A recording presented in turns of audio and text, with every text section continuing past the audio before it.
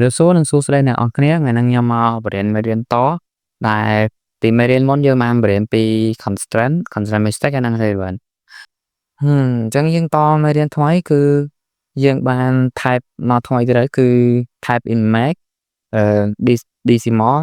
calculate ហើយនិង note អញ្ចឹងចាប់ផ្ដើមដំបូងពី image មក also say for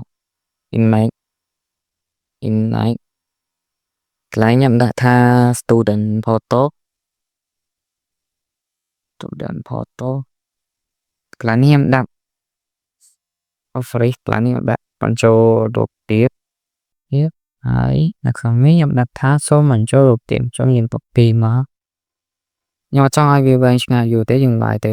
view អញ្ចឹងដោយ constraint mistake នេះគឺយើងត្រូវដាក់ទេដោយសារតែវាជាការបញ្ចូលរូបភាពអញ្ចឹងបន្តទៀតគឺចូលទៅដល់ decimal របស់យើងអញ្ចឹងនេះដូរមក decimal ខ្ញុំ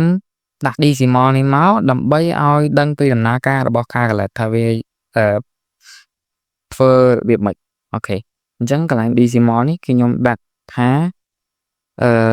កម្ពស់ហើយនិងទម្ងន់អូខេអញ្ចឹងខ្ញុំដាក់ student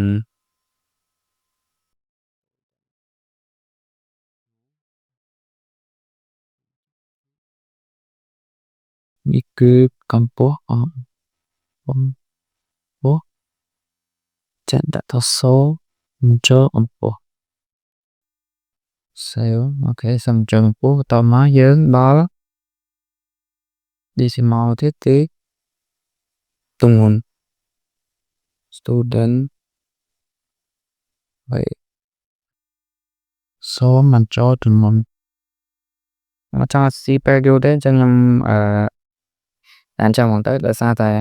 នៅកន្លែង calculate នេះគឺវារៀងដប់ខ្ញុំយល់ច្រើនអូខេអញ្ចឹងយើងចូលដល់ calculate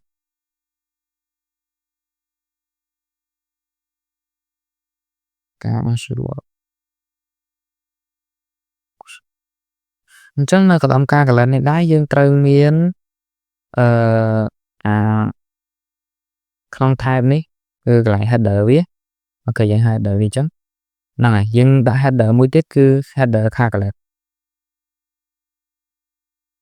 calculation ដោយសារតែវាត្រូវការរូបមន្តអញ្ចឹងវាការរូបមន្តដែរមិនអញ្ចឹងខ្ញុំនឹងលើករូបមន្តមួយដើម្បីឲ្យអ្នកនរគ្នាបានមើលអូខេអញ្ចឹងនៅកន្លែងនេះដែរគឺខ្ញុំប្រើរូបមន្តដើម្បីឲ្យវាកណនាថា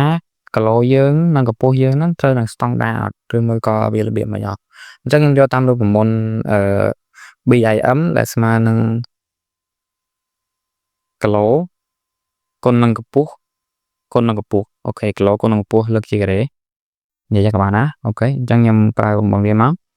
អញ្ចឹងឥឡូវនេះខ្ញុំដាក់ថាstudent BMI កន្លែងខ្ញុំដាក់គណនា BMI អូខេអញ្ចឹងអ្នកនរគ្នាសេចបានហើយ BMI nàyគេBMI ហ្នឹងគឺជាបើតាមខ្ញុំសូវមើលវាគេប្រាប់យើងថាគីឡូគុណកម្ពស់ឲ្យដឹងថាយើងហ្នឹងលើកថាស្តង់ដាឬមួយក៏សុខភាពយើងល្អអូខេខ្ញុំសេចមកគេប្រាប់ខ្ញុំចឹងដែរអញ្ចឹងខ្ញុំធ្វើការរូបមន្តហ្នឹងមកតែការ calculate នេះយើងអាចប្រើបានច្រើនដោយសារតែនៅក្នុងឧទាហរណ៍នេះខ្ញុំប្រើជាចែកនិងគុណដើម្បីអ្នកនរគ្នាបានមើលថាវាប្រើរូបមន្តបានច្រើនអញ្ចឹងក្នុងការ calculate នេះក៏វាអាចប្រើជាបូកជាបកបានដូចគ្នា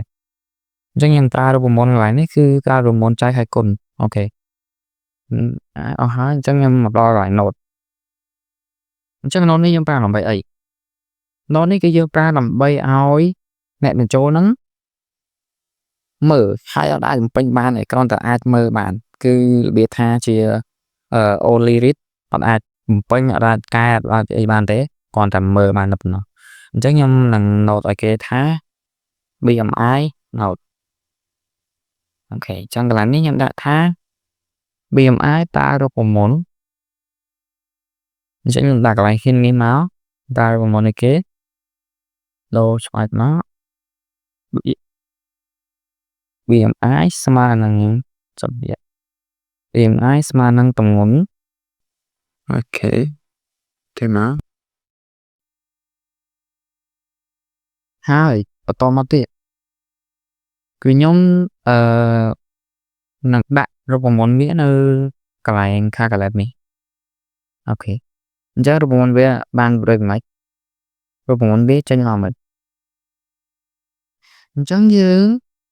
ទី1គឺត្រូវទៅហៅគីឡូមកមុន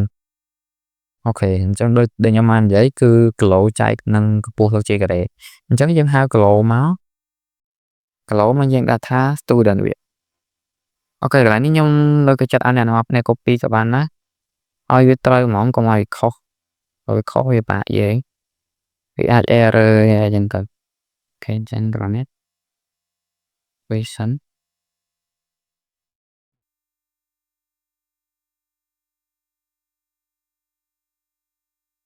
អូខេអញ្ចឹងបន្ទាប់ពីយើងហៅវាមកហើយយើងត្រូវប្រើពាក្យថាចែកអញ្ចឹងចែកនៅក្នុង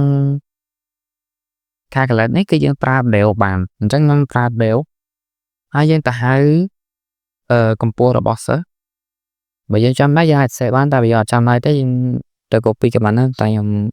អត់ចាំទៅ copy ទេគឺមកវាតបមកយើងគុណនឹងឲ្យមកតង់ទៀតដោយសារជាឲ្យលើជាការ៉េអញ្ចឹងយើងគុណមកអញ្ចឹងឡានខ្ញុំសុំ copy ហ្មងទៅឲ្យវាលឿនអូខេដោយសារវាដូចគ្នាទេអញ្ចឹងយើងបុកវងកញ្ចក់2ដងហើយតែយើងត្រូវបិទវងកញ្ចក់2ដងដោយសារកន្លែងនេះយើងបើកវងកញ្ចក់មួយតែយើងហៅបានពងតមកយើងបើកវងកញ្ចក់មួយទៀតនៅពេលដែលវាគុណចូលគ្នាអូខេអញ្ចឹងយើងបានការ relate រូបមន្តវាហើយបន្តមកអ្នកនរគ្នា complete ដាក់នៅ constraint នៅកន្លែងគីឡូអូ sorry កម្ពស់នឹងគីឡូដោយសារនៅពេលដែលគេច្រឡំដាក់កោម0ឬមួយក៏អីចឹងទៅអញ្ចឹងកន្លែងនេះខ្ញុំចង់ឲ្យគេកុំឲ្យ0គីឡូវាថាកុំឲ្យ0គីឡូកុំឲ្យ0កម្ពស់ឬមួយឬដកគេច្រឡំដាក់ដកដល់អីចឹងទៅអញ្ចឹងខ្ញុំដាក់constraint ថាឲ្យគេដាក់ធំជាង0អូខេតបមក constraint mistake នេះគឺកម្ពស់ខ្ញុំដាក់ថាកម្ពស់មកត្រូវធំជាង0មុនត្រូវធំជាង0អូខេអញ្ចឹងខ្ញុំសូមបញ្ចប់វីដេអូទៅត្រឹមហ្នឹងសិនអរគុណអ្នកនរគ្នាជួបគ្នាក្នុងវីដេអូក្រោយ